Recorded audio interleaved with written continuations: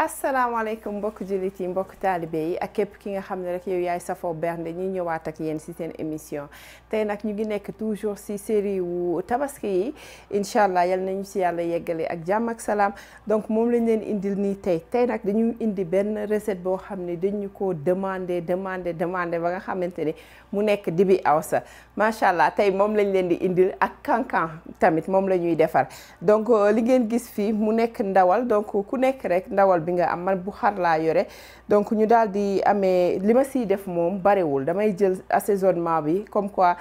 sel ak poivre laa siy def su fekkee pare naa kankan bi ma daal di ko siy def avant ma koy dem commencer lakk pour jox ko tuuti head start donc ñu daal di ñëw pour defar kankan bi nag moom lii moo siy dem dinañ soxla li nga xam ne moo impératif mu nekk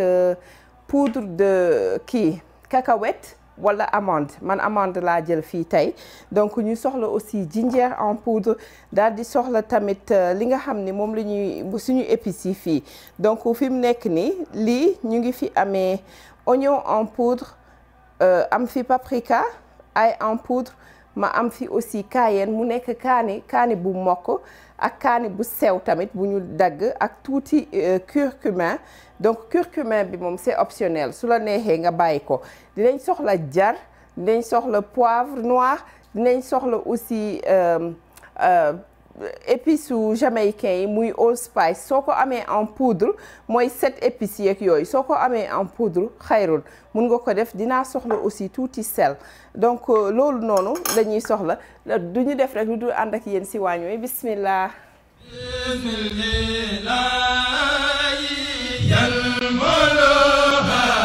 voilà léegi dañuy ñëw defar fii li nga xamante ni benn raccourci la boo xamante ni pour ki nga xam ne bëgg na defar cancan mu gaaw au lieu de muy nekk boo fekkee ni amoo par exemple xaaral ma wax loolu ba pare amoo poudre d'amande wala poudre de excuse-moi poudre de cacahuète muy poudre gerte voilà gerte bi nga xam ne dañ koo wal bu ngeen xoolee moom laa doon def tigadege te nga xam ne dañ koy wal ba pare daal di koy jël dañ koy saaf du moins ba pare daal di koy wal ba mu nekk comme poudre maanaam presque comme sunguf noonu lay mel soo ko amee dafay wàññi sa liggéey ba mu bare su fekkee amoo ko li ngay def mooy da ngay jël gerte kemb nga daal di koy saaf comme si da ngay defar comme kuy waaj a defar tigadege ni muy def même étape boobu ngay def soo paree au lieu de nga koy dem wali ji si machine ba da nga koy dëbb ba mu mokk soo paree nga daal di koy def si morceau gaz takk ko ba mu dëgër daal di koy lonk fenn pour mu siit nga xam ne diw bi day siit mais loolu dafay jël maanaam 24 heures lay def des fois boo ñëwee bu siitee ba pare da ngay jëlaat encore beneen récipient changer waat morceau gaz jël beneen récipient bu 10 daal di ko si tegaat si kaw mu naj ko nga xamante ni dina dindi diw bi yépp parce que diw bi su si nekkee rek doo mun a am cancan bu normal mais comme loolu yëpp ay liggéey yu bari la te poudre yii nii mi ngi fii ne xuus si dëkk bi xaw ma nag Sénégal mais je sais que ñi nga xam ne ñu ngi nekk à l'extérieur ñoom dinañ am accès si peanut butter powder mu nekk poudre tigadege ak aussi comme ni ma amee fii poudre amande donc li tax ma choisir tey amande bi mooy dama xamul su fekkee dama am par exemple koo xamante ni dafa nar a ñëw si kër gi pour l'essai muy lekk si ñam bi si dibi awsa bi te mu am allergie wu cacahuète loolu dafay nar a indi beneen problème encore moo tax am na ñoo xam ne dinañu am allergie si gerte mais duñu am allergie si amande par exemple donc loolu c'est moins grave cacahuète bi moom mooy danger bi quoi moo tax ma jël ko mais ku am poudre bi peanut butter bi jël ko mu nekk PB2 mooy PB2 bi te nga xamante ne amul sucre nag moo gën parce que yu si ëpp dafay am sucre donc mu ngi nii moom laay jël tey jii donc damay jël même quantité poudre bi bu amande bi moom laay def ak ginger en poudre bi donc bu ma jëlee ratio bi day nekk benn kopp par exemple cacahuète benn kopp poudre d'amande benn kopp jinjeer. après nag ñu daal di ñëw si yeneen épices yi donc ñu daal di yegg si foofu ñëw donc lii nii mu nekk allspice bi moom laay jël daal di koy def fii gis nga daal di koy def ma daal di jël kaani bi ki nga xam ne bëggul kaani par exemple mun na ko omettre mais bu ñu waxee cancan généralement di ngay gis day xaw a saf tuuti mun na bañ a ëpp mun nga def lu tuuti lu yem rek nga xam ne day réer ak a feeñ ci biir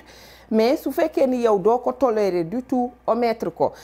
mu ngi nii ma daal di jël kaani bi daal di koy def ci sama kii bi nii walukaay bi moom moo may walal lépp su fekkoon ni aw ma ko gën laa yore da ngay dëbb di lay ak yooyu ba parce que da nga soxla lu kii lu mokk rumbax donc ma daal di ñëw jël suñu poivre bi gis nga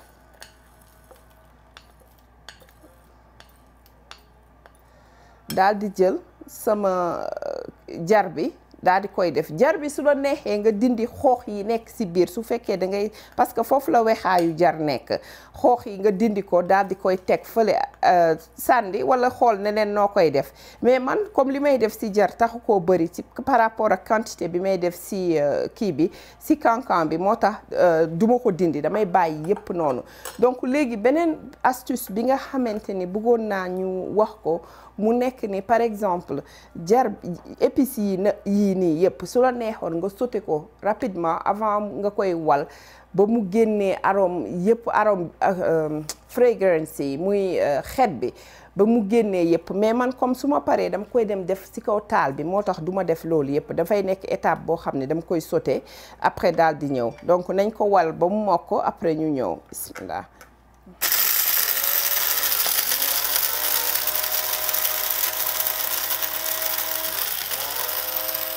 waaw bëggoon naa tuuti ñu taxaw pour wax ci quelques bienfaits wu li ñuy wax jar moom la ñuy wax African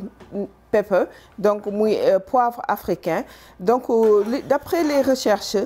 moom déjà dafa nekk loo xam ne anti-inflammatoire la d'ailleurs comme presque li ñu utiliser fii nii yëpp comme lu mel ni que curcumin yeeg paprika yeeg yooyu mais aussi d'après les recherches dafa bëri antioxydant ba nga ne ma lii lan la dina dimbali waate ci traiter problème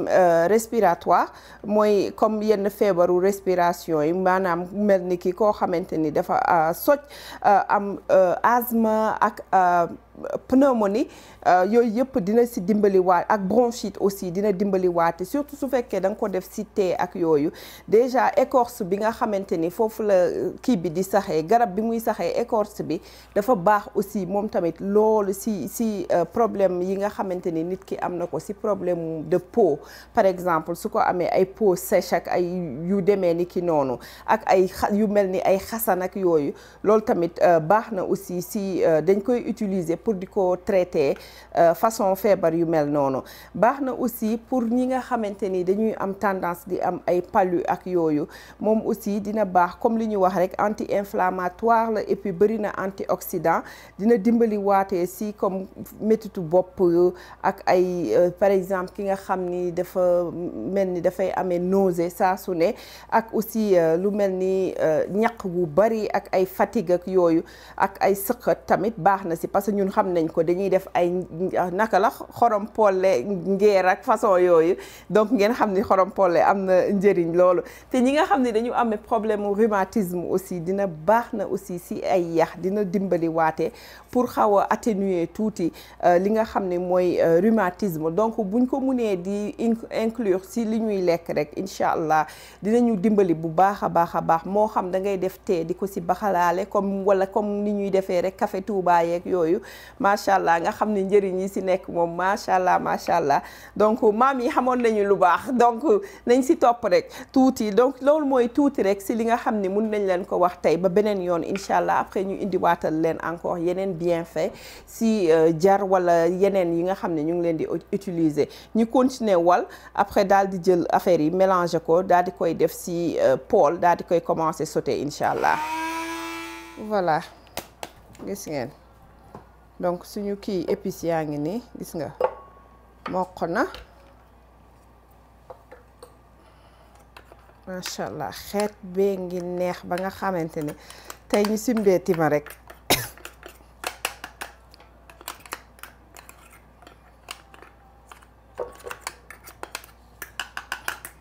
voilà gis ngeen mi ngi nii liñ doon dëbb mi ngi nii macha allah gis nga couleur bi ni mu rafetee donc ñu daal di ñëw jël suñu kii bi suñu gerte en poudre bi kii tigadege en poudre man bu kakawe bu kii bi laa jël amande bi comme niñ ko waxee woon rek sànq. voilà ku nekk rek kopp bu mesure bu la neex man kopp bi laay jël incha allah gis nga daal di koy sotti. ma jël sama jinjeer bi aussi même quantité bi laay def gis nga bismillah parce que sooy defar moom defaral rek benn yoon lu bari nga xam ne après da nga koy denc boo paree mun nga ko def ci récipient boo xamante ne da nga koy tëj hermétiquement mun na la nekkal ay weer su la neexee aussi mun nga ko def boo defaree nii ba pare nga daal di jël def ko ci sa kii nu mu tudd def ko ci sa congélateur par exemple voilà gis nga nii baax na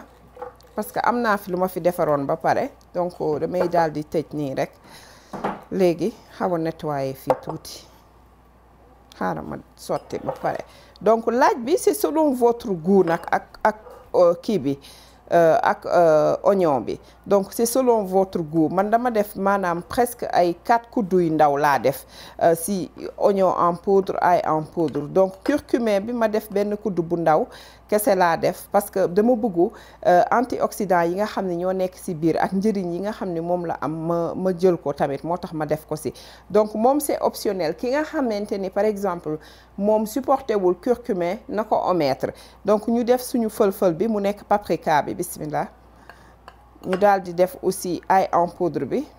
bismillah def tamit suñu kaani bu sew bismillah def curcumin bi gis ngeen ko voilà bu ngeen di xool ba léegi defaguma sel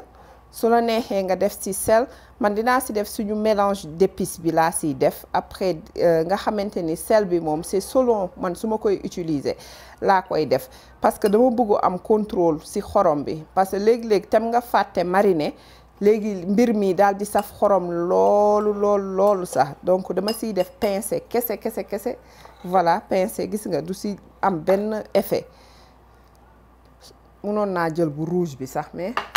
c'est bon c'est pas grave donc ku amul mélange d'épices bi moom mun nga ko bañ a def daal di def sa sel rek bàyyi noonu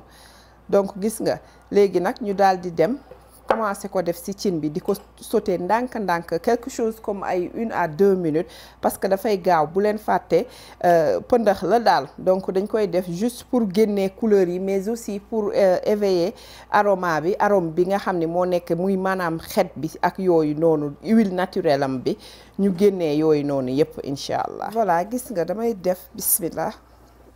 sotti ko wàññi ko nag feu très doux laa koy def parce que bëgguma mu nekk di def ay bagages. gis nga bu ko laalee rek ngeen gis xet bi commencé génn ci boppam voilà gis ngeen suñu cancan pare na gis nga nu mu gaawee après ñu daal di ci wàññi tuuti commencé ci mariner suñu kii bi dibi awsa bi daal di koy ñëw dem dugal ci biir kii bi def ko soit ci barbecue bi walla ci sa fourneau nga daal di koy def walla nga def ko ci sa four par exemple man tey jii xam naa ne est-ce que du foofu laay mujjee parce que damaa commencé nii daal mbir mi di taw boo xamante ni macha allah donc ci four bi laa koy reprendre mu nekk dibi awsa nga xam ni ku nekk mën nga ko defar boo même boo amul barbecue walla këriñ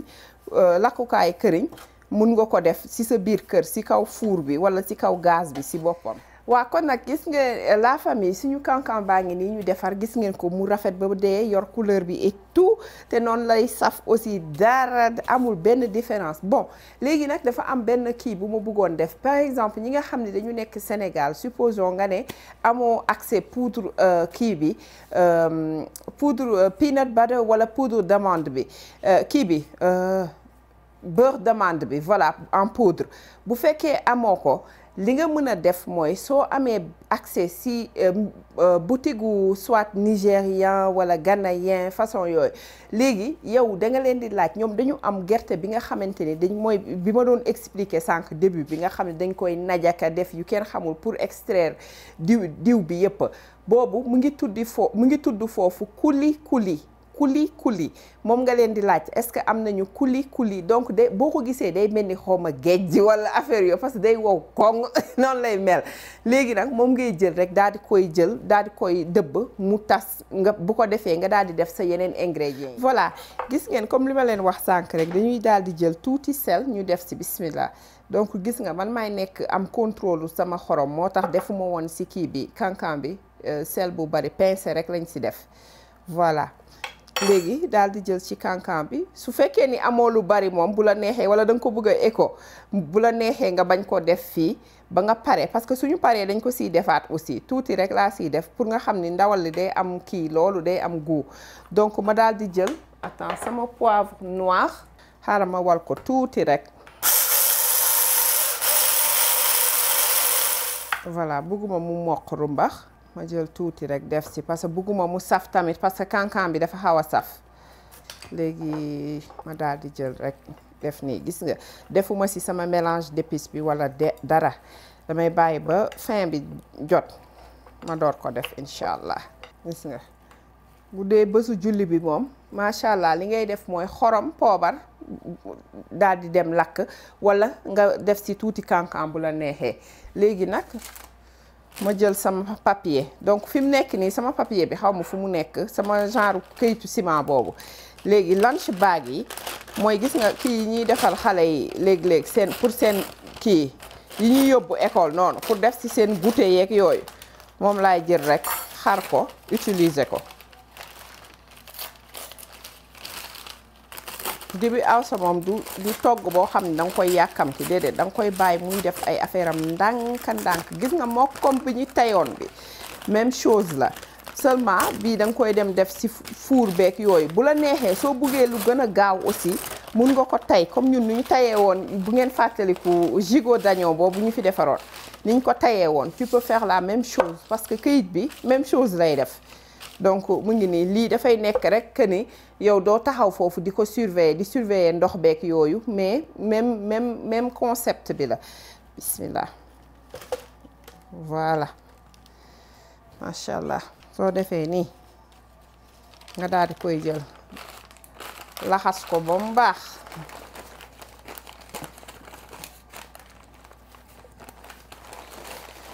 gis nga su la neexee nga doubler wala nga bañ a doubler man damay ñëw def ko ak kii tëj ko ak papier alu voilà daal di jël papier alu bi xaaral nga xam ne dama koy laxas lu bare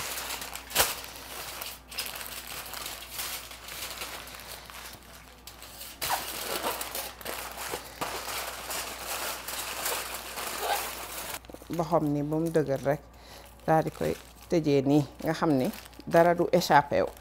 gis nga ma dugal ko nii nag léegi bàyyi ko muy def ndànk en attendant ma dagg sama soble tu vois pour def ci tuuti kii rek huile ak yooyu genre crudité boo xam ne moom la ñuy booleek moom incha allah. voilà gis ngeen fi mu nekk nii dañuy defar suñu sauce soble bi rek nga xam ni tàmm ngeen ko gis fii jaratul damay def rek ngeen gis donc dinaa ci def marinade bu simple lay doon gaaw boo bëgg a dee moom la ñuy boole ak suñu dibi awsa bi incha allah bismillah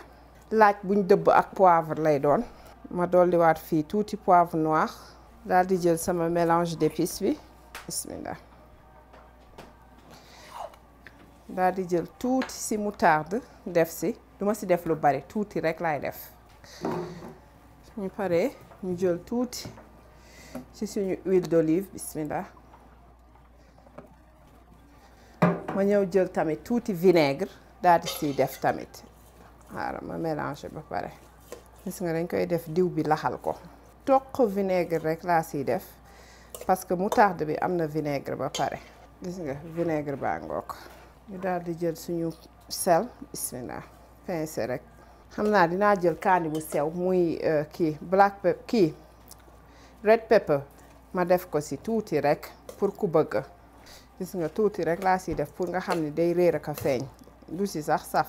voilà suñu sauce soble mi ngi noonu parce que dañuy am moutarde si el bi moo tax defuma si moutarde bu bari bëgguma mu bari moutarde donc ñu ngi koy ñëw teg fële nettoyer tuuti après ñëw wan leen incha allah fekk suñu kii bi pare. voilà gis ngeen suñu kii bi dibi awsa bi génn na nii gis nga bismillah lii yëpp si këyit bi la dooree et tout léegi poobar bi laay def nii daal di jël tuuti si suñu sel bismillah def si tuuti rek xaw ko mélanger macha allah gis ngeen ni mu rafetee nii nooy nepp la def gis nga danga koy laal mu di la topp. voilà ñu jël suñu cancan bi nga xam ne moom lañ defar fait maison bi mi ngi nii bismillah léegi nag nga def si assez libéralement macha allah tey moom kenn duñu munal dara tey macha allah donc ñu daal di jël suñu kii bi soble bi nga xam ne dañ ko mariné woon noonu doon ko laxal ak defi bagage moom la ñuy jël daal di koy teg nii rek yooyu yaa xool noo ko bàyyi ma def ko sax mu wër affaire yi nga xam ne ñëpp a si am. voilà nii lañuy def daal di jëli ji suñu tuuti kaani ak suñu kii mayonnaise indi teg ci el bi incha allah pour ku bëgg. kon nag mbokk jullit yi mbokk taalibe yi ak képp ki nga xam ne rek yow yaay safoo bernde seen émission mi ngi woon nii ñu indiloon leen li nga xam ne dañ leen ko yàgg dégg mu nekk dibi awsa bi nga xam ne moom la ñu defar boole kook suñu cancan bi nga xam ne moom la ñu defar aussi j'espère que di ngeen ko essayer yéen ñëpp ndax gis ngeen ni mu gaawee te yomba defar et puis sakkan liñ ci def donc mu ngi nii ñu daal di koy boole ak soble bi ngeen gis menthe yi bu nekk foofu toujours rek mu nekk pour bienfait yi muy am mais aussi pour rafraîchir suñu haleine ñu am mayonnaise moutarde ak kaani aussi pour ki nga xam ne looloo ko tenté ngeen gis fii nii xam naa dinañ leen ko génneel ay tuto yoo xamante ne dañu am fii foie boo xam ne dañ ko sauté am fii pomme de terre boo xam ne beneen façon pour présenter pomme de terre au lieu de nit ñi di defar frite chaque fois mun nañu jël bii dagg ko comme cake rek niñ muy mel donc di leen wax ni tey nag émission bi maa ngi koy jox képp ki nga xam ne rek yow yaay safoo bernde plus particulièrement les grandes dames de chez Bilo ak aussi di ko jox si ñooñu nag ñu ngi siy tànn kenn mu nekk soxna Mam Mati ñu ngi ko koy jox di ko jox aussi soxna Mbaxe Ndiaye madame Ba nekk ci Thiès ñu ngi ko koy jox aussi di ko jox Mati Fall ci Sénégal di ko jox aussi sëñ Dame Diop di ko jox soxna Yebe Silla ak aussi Salaka ma chérie ci grande dame yi la bokk di ko jox aussi soxna Ña Binta Diop ci Denver Colorado di ko jox sister Mary ci Denver Colorado di ko jox aussi Guédé Diallo defe naa Guéda Diallo su ma juumul moom la di ko jox aussi Abdou Ndiaye suñu neveu nekk fële nekk ci Italie ñu ngi ko koy jox bu baax a baax di ko remercier ci photo bi ma yóndee temps yi moom